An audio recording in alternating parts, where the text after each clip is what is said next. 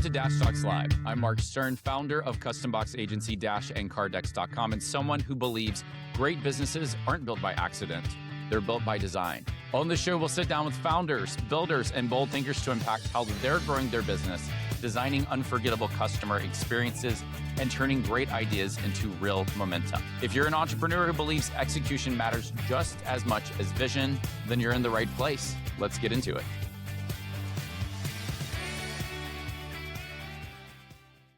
Hey everyone, Mark Stern here with another episode of Dash Talks Live, and I'm here with one of my dear friends, Janak. Janak, it's so good seeing you. Yeah, man. It's been a while. Yeah, It's been a good to see you. And I was thinking about this when you and I officially met. Do you remember when we officially met for the first time? I think it was probably at Funnel Hacking Live or It was. Comma Club or Inner Circle. I don't remember. I remember talking with you at Funnel Hacking Live when Russell Brunson launched 2CCX down in Orlando. And 2018. I don't even know if you remember this, but I remember that the people who joined 2CCX, he kind of had us all. And I remember it was like late one night. It was in the bar setting, and you and I were talking. It was the first time I'd ever bought. I think it was a $21,000 offer at the time. I thought it was 18,000. Maybe it was 18 if you pay in full, or Yeah. Okay. 600 if you paid per month, 1,800 a month for 12 months. Got it. You're right. Yeah. It was an $18,000 offer, and I remember talking with you, and I don't know how we started this conversation because I was so new to the game. And was just like, oh my God, we just did that. And you were like, yeah, like you got it. You understood the role that high ticket offers play in a business. And I'm just this like, what's going on? And everyone's so comfortable and I'm freaking out because I had never made such a big investment. And I say that as someone who spent $165,000 on an MBA back in 2012 that took me 8 years to pay off. Mm-hmm. I have bought high ticket products. I just hadn't in quite some time. So for our listeners, please introduce yourself. Tell us a little bit about you. Absolutely. Yeah. So name is Janak Mehta. I run a company called Clients Online.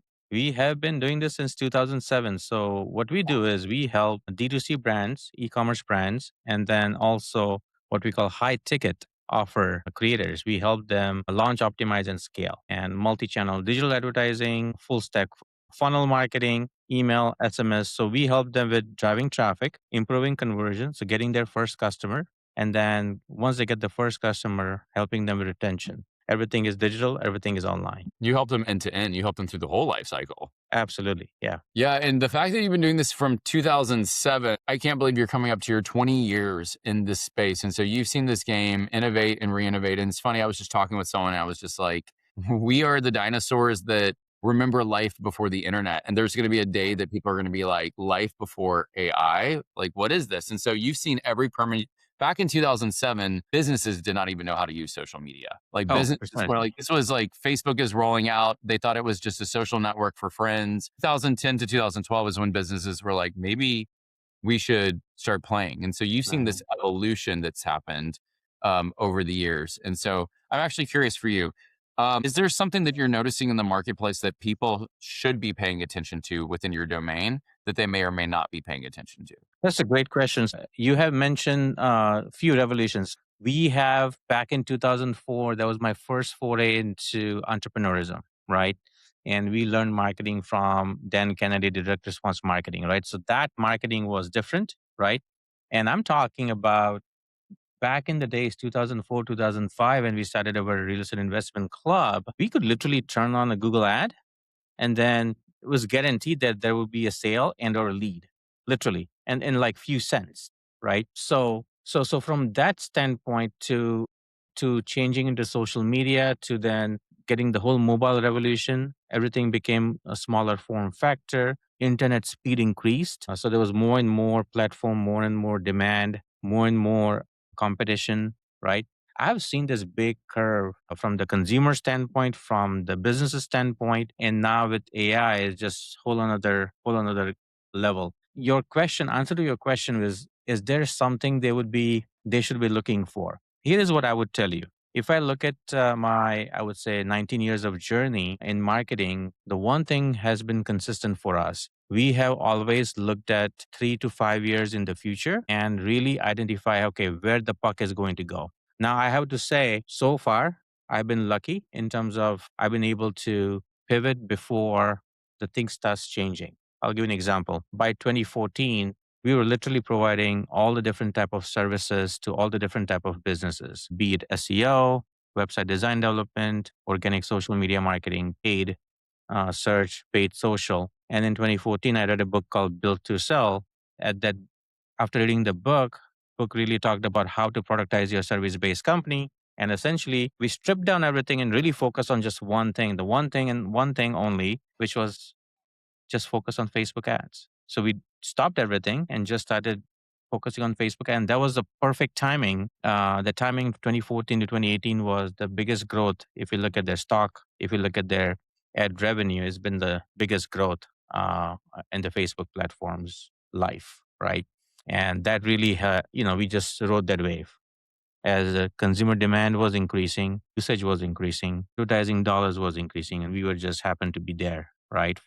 And the same thing when we started the company, there were a lot of talks about SEO because people didn't want to spend money and they wanted to get organic traffic. And back then in 2007, getting organic traffic was very very easy because we just figured out a hack and we just run it, right? We ran the playbook and then we started saying, okay, now it's becoming pay to play model.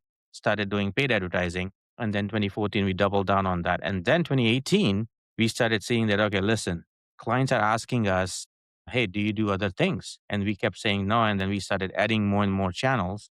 And that was again the right timing because Facebook started dwindling. Other channels picked up. Again, we were right there at the right time. Same thing with the AI as well. Because in AI, what I am seeing is, listen, everything is going to be done through AI in terms of what we deliver, right? So, for an example, whether it's copy, it's already done, creatives, it's already done. And about 2.5 years ago, we looked at, okay, how can we leverage the AI trend for the video? So we now run and create cinematic video ads for our clients where it's imagine, I can show you, I can send a sample, maybe you can add it Would love into to. the yeah, absolutely. Where you can start to finish. It's about 60-second long commercial. It's a brand story ad, but it's completely done through AI. And if you would have tried to do this in real world, this would have been not possible. Yeah. Exactly. $500,000 budget, $250,000 budgets, right?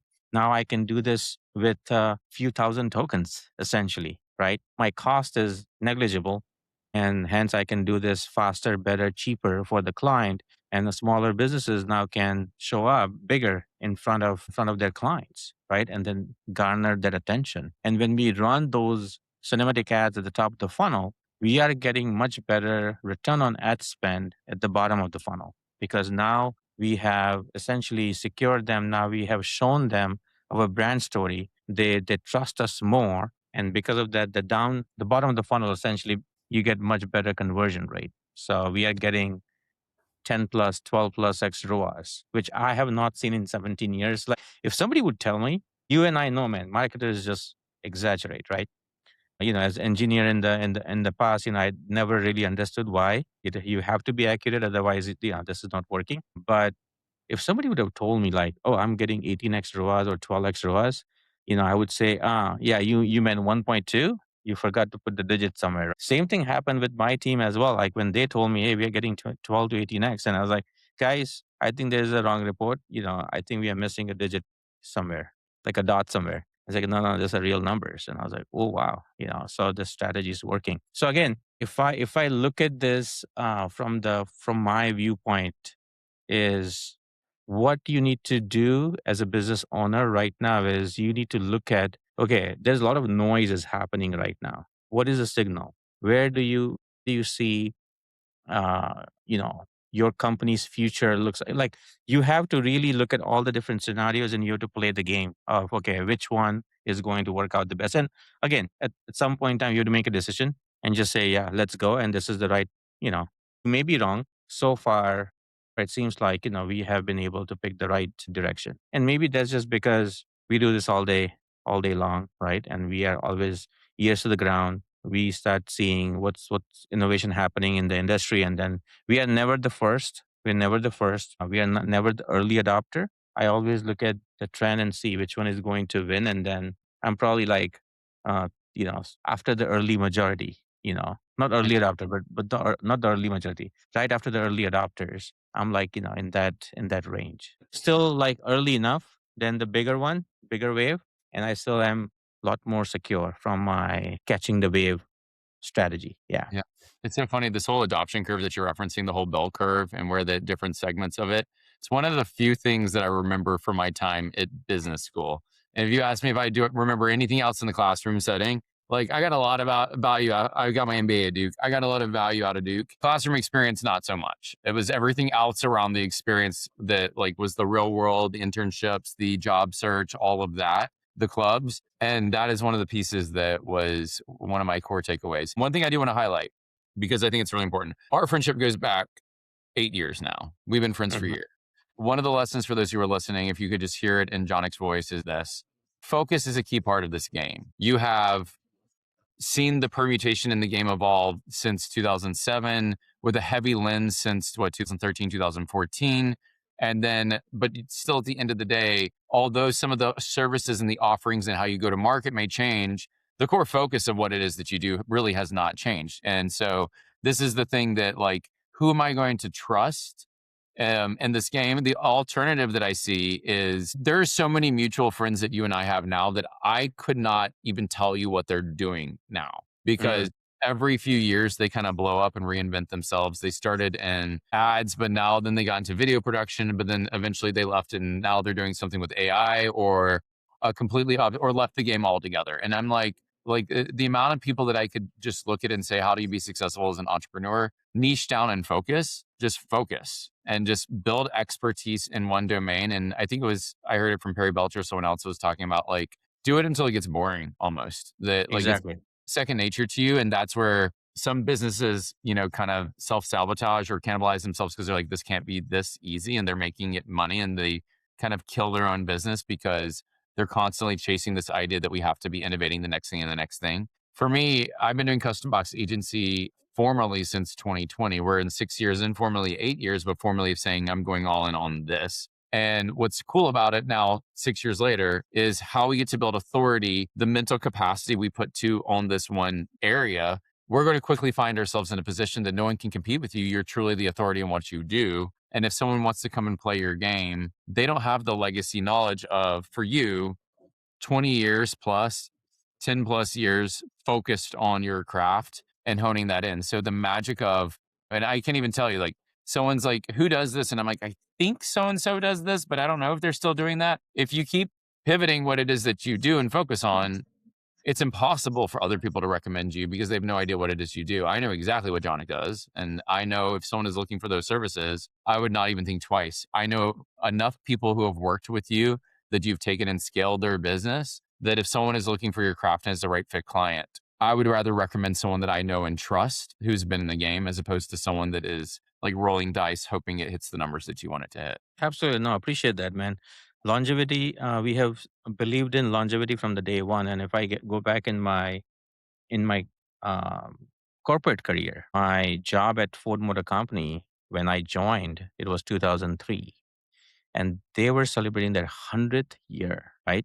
So I really saw that as, oh my God, a company can last 1 century, right?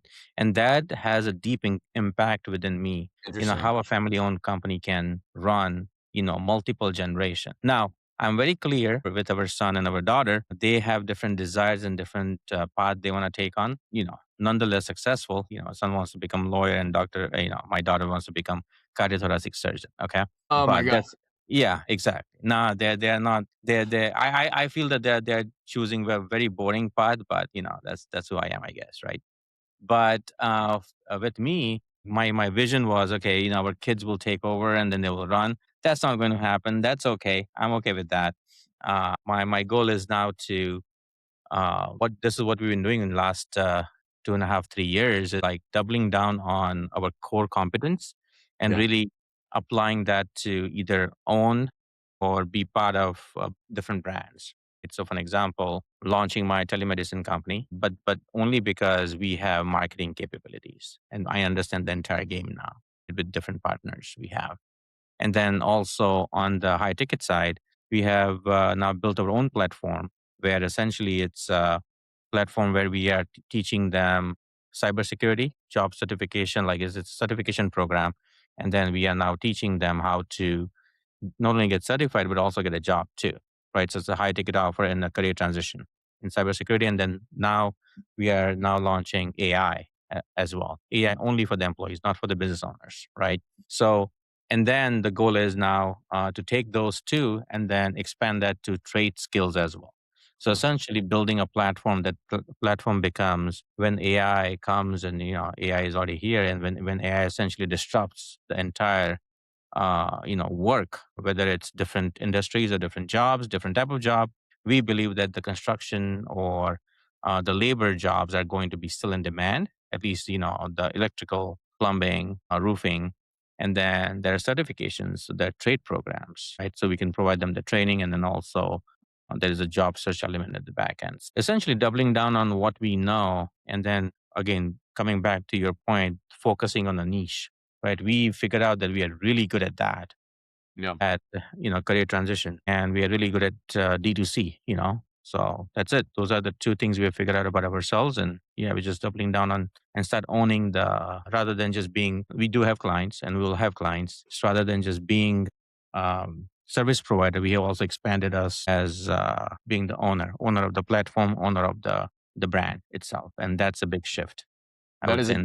Yeah, big shift and an important one to be that layer right there for I mean, it also is great in terms of just growing and scaling what it is you're doing when you become that middle layer because it drives more value to the business itself.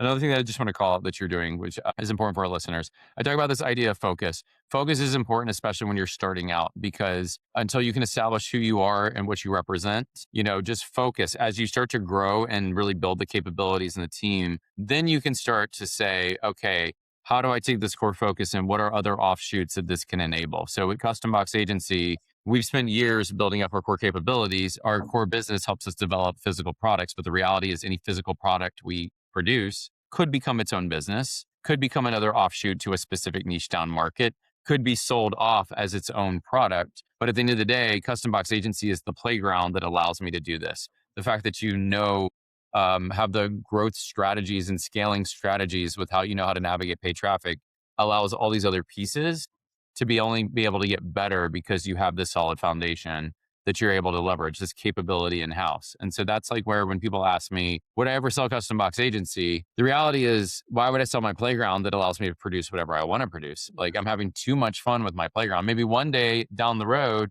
that would be something I'd be interested in. But the reality is, any idea, any concept that I want to bring to market, if you and I want to sit down and say, let's turn to a particular craft industry and build out a box experience that can get reinforced with Facebook ads, like this is where kind of the playground comes to life in a really cool, powerful way.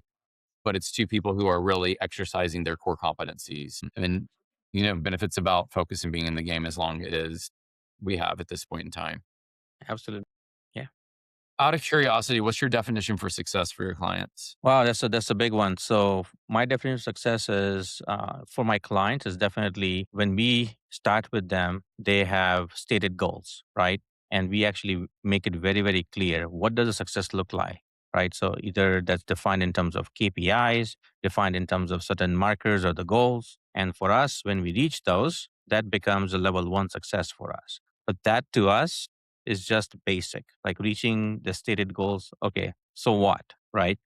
For us, a success, the level two success or level three success for us is going to like we not only break through their KPIs, maybe we can X or 3X. Those are the level of success, we chase or we look forward to with our clients. And do we always achieve that? No, but that's the internal sort of focus we have, an internal KPI we have is, if the client comes to us and then they are very clear and they have some infrastructures built in, they already have the existing cash flow and then the flow happening, then yeah, we can just, and then when we see the pathways to like 2x 3x of their expectation, we just go and do it, and then clients are very surprised. And yeah, that's when the conversation begins in terms of, okay, let's partner, right? Yeah. Because you guys are focusing more on the growth than we are. And yeah, so in short, yeah, that's a definition of success for us. Yeah, a true I success. and to me, like this is one of my core competencies or core principles. I've been in client service for over 20 years at this point. My entire career has been in client service. And it's amazing to me that businesses forget that kind of like client service rule 101 is when your clients win, you win too. And so when your clients start to grow and get results because you delivered what you promised you would, typically what they're going to be asking is, how else can you support us? What else can you do to help us? Or they may scale up that function. So as they scale it up, the opportunity for you to make a lot more money from that client also increases. So this creates this win win. I see too often the person who's the service provider is winning because they got the high ticket offer, but the client doesn't get the result that you promised them, which means they're losing. So this win lose situation never should be. Or on the other end of the spectrum, you don't know how to manage the client, so they keep asking for more. So they're winning at the cost of you losing. And so this idea of how do I create win wins, and I'm actually okay with a lose lose situation too. If you feel the pain of your client losing, but they know that you're there with them, and so the opportunity to grow is not there, but you can see the issue and you can help work with them to show them that you're in it thick and thin. The win win or lose lose, I'm okay with. But if it's a win lose, I see this too often that I'm like, these are not the scenarios that you want to be in. Because again, the goal of client service should be when I help you win, I get to win too. And if we had that mindset, how much different would business be? Yeah, I think in the service business, if you don't have that mindset, why are you in the service business? There are other type of businesses that's so much more easier Yeah. because service businesses can be very painful. Yeah. If you are not service focused, if you are not client focused, why even do this? Yeah, I'm I'm with you, and this is where I started to see this trend in the last year or two about like you don't want an agency, you don't want to be in client service, you don't want clients, and I'm like, I kind of Yes love and having no. an agency. I love clients. I love this game, but I also know how to navigate it, and I'm also open to having the hard conversations if we need to have hard conversations. But my hard conversations are out of love, just to make sure that we can create a win-win for both parties involved. I think you have made the good point there, in terms of lose lose. I've never really looked at from that perspective, but you're right. When the things are not working, we are not abandoning clients. Like, Yeah. we have the policy where no clients, left behind kind of a policy, right? Like no child left behind, no client left behind policy where, if they are suffering and there is something we could do to help them, we will be there for them, and and that may mean that either less profit for us or even no revenue or less revenue for us, and we have make those bets with our clients, and client appreciate that, and more time than not we go through that the difficult time and then come out better, and then bam, now we have client for long term and almost for life. And I'll tell you this, I'll give you an example that we just went through. We lost a client, I think it was at the end of last year, beginning of this year, that we did nothing but over deliver for. This client Mhm. was amazing. We absolutely love this client. We want them to win. And for the years that they were with us, their business started to grow and they were winning. The systems and the strategy we put into place worked. As they grew and had more money, they hired some other high ticket programs. So they hired someone to specialize. They wanted to run a challenge. So they hired someone that was an expert in that space. Tens of thousands of dollars spent because they were going to run the whole challenge and do it all for them. Another person had a platform play. We're doing this huge launch of this platform. You could be a founding member. I think it was between $30,000 and $40,000 to join. And so they saw the opportunities and they heard the messaging and everything sounded good. And they started to buy into these offers. Neither of the influencers delivered. So they lost their shirt. Like, you don't, like, for us, time is one of our greatest assets. That speed to market is an important part of understanding in this game and business. And so they lost time and they started chasing these influencers, asking for money, getting lawyers involved. And all of a sudden they're in a situation that because they partnered with other people, the partners won at the cost of them losing. And then I lost because they were in a position that they were chasing the tail of what was happening. And because they couldn't afford anymore, we did everything we can. We lowered our prices. We tried to work with them. And the best path forward that just relieved a little pressure was step away. We're still in touch with this client, but we lost and they lost as a result of other people putting them in a win lose situation. So it was one of those that, like, I didn't like it. I wasn't happy with it. I don't want to lose a client because of someone else's impact on their business. I just want to see them crush it and win. But that was a perfect example of we lost because they were losing and whatnot. So that's kind of where I'm like, you know what? You got to recognize the lose lose as much as the win win. It's a yin and a yang, both are relevant and both play. It's the win lose that, like, when I see those situations play out, you're being taken advantage of at the benefit of someone else. That's what makes me reevaluate. And I see that rampant in this game. And you also made a good point about being very open and honest and straightforward with the clients. Because of that, what happens is even if you don't work with the client anymore, for an example, in last 19 years, yes, Not all the clients work for forever, right? It's just not a reality.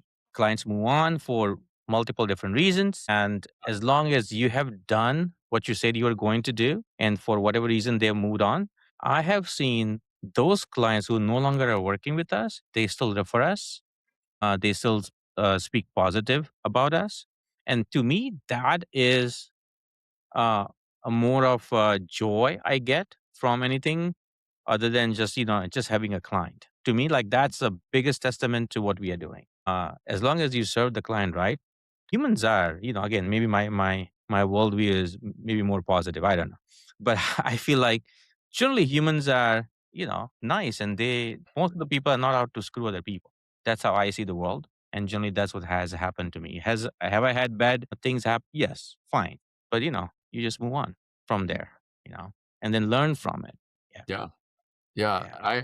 I agree with you. And just to take it a step further is, I mean, what do you think is more impactful? If I'm like, we run an amazing world class business, or if a client says, Mark Stern runs an amazing world class business. Custom Box Agency is a world class business. Like me saying it, sure, I can speak in a place of confidence and intimidation, but the reality is, I would rather our clients define us that way, because then as they start to say it, they're going to want to do more with us. But more importantly, they're going to want to share us out to other people. And if they tell their friends and their friends come to us and sign up with us, they just made it 10 times easier for us to have the sale because of Yeah, speaking about the quality of experience of how we operate or take care of our clients. absolutely, man. Yeah, I would definitely always choose a client speaking on our behalf rather than me speak on my behalf.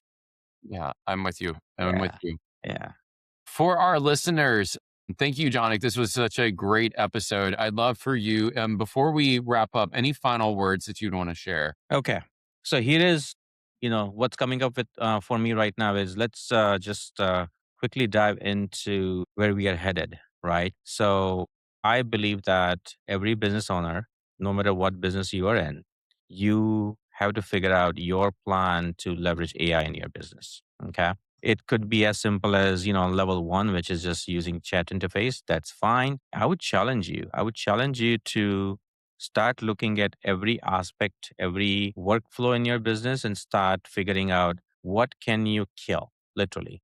Kill may be a bad word, but what can you eliminate in terms of what can AI do this? Like what can AI do for you, right? In that particular step by step process, right? So if you don't have SOPs, if you don't have processes done, make sure that you have done those. And then second step from that would be, hey, can AI take care of this process or half of this process or 80% of the process, right? With human intervention. And once that is done, then the next level would be, okay, can you start creating agents who are almost acting like an employee and empower your employee to leverage the agent? Your employees should have their own agents. And then some of the or the part of the task they are doing on a daily basis should be done with an agent, right? So empower your employees. I'm not talking about firing them. I'm talking empowering them. So the productivity increases, right? And if you don't do that, your competitors are either working on it or already doing it. And pretty soon, this will become not human to human competition. This will become human to human plus AI competition, right? So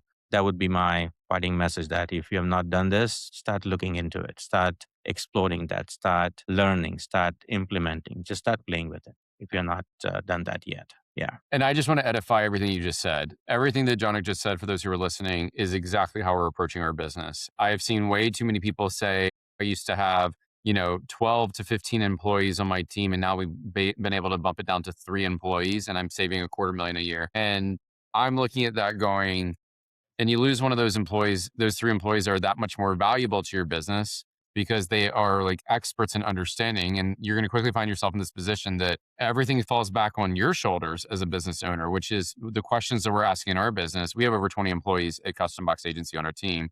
I don't want to see my team change. If anything, I want to see my team grow with the lens and methodology that what you just said, Jonik, which is how can AI enable it? So rather than saying, how do we continue to work in the same capacity that we've been doing? The question I have is, if an average client manager can do 3 to 5 active client builds at a time, what needs to be true for that same manager to be able to do 10 client builds at one time while still working the same hours, if not less hours? And part of that is, it's a fun conversation to say what needs to change, because the way we operate today, has to fundamentally look different as we enable the business to be able to do more. And so that's kind of the lens that we're taking is how are we thinking about agents to enable, because I like literally this week at Custom Box Agency, I'm meeting with the leadership team. We're walking through how to start to think through agents within the business itself. I just attended a 3-day, all-day workshop learning about agents in a way that I hadn't even thought about it. And I didn't know, I don't know what I don't know. And so now after that meeting, we're going to be meeting with each department lead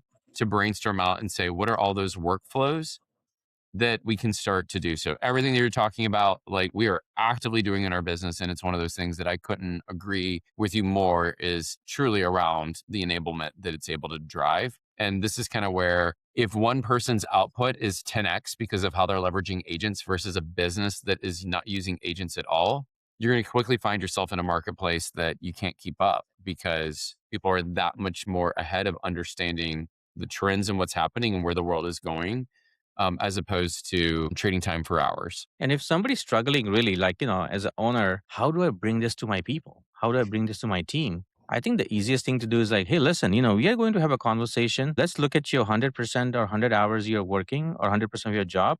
And we are going to eliminate X% of that. Like, so you get to choose what do you want to kill in your job.